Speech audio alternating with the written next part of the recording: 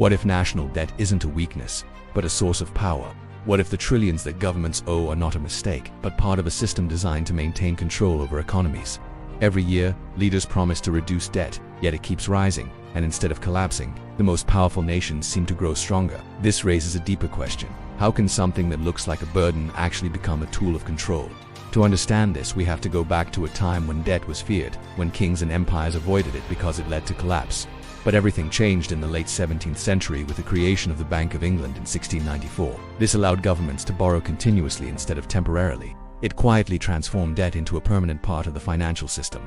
Governments were no longer limited by taxes or gold reserves. They could now spend beyond their means, financing expansion and power. As banks and investors began holding government bonds as safe assets, a powerful loop formed where governments issued debt, financial institutions relied on it, and the system demanded more of it. Over time, debt became the foundation of modern finance. By the 20th century, especially after the gold standard ended in 1971, money itself became tied to government credibility and debt markets.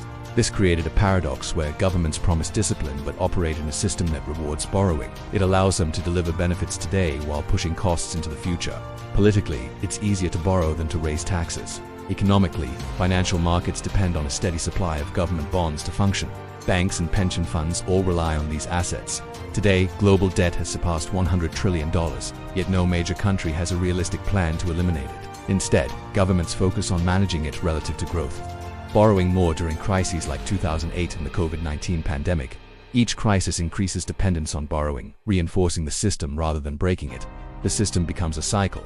In reality, most governments do not plan to fully repay their debt.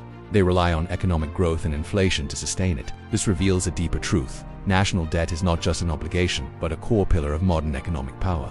So the real question isn't whether governments will repay their debt, but what happens if the system ever stops working. History shows that systems built on confidence can appear stable for decades until something changes suddenly. If you want to understand more about these hidden systems, make sure to subscribe, because the deeper you look, the more surprising the truth becomes.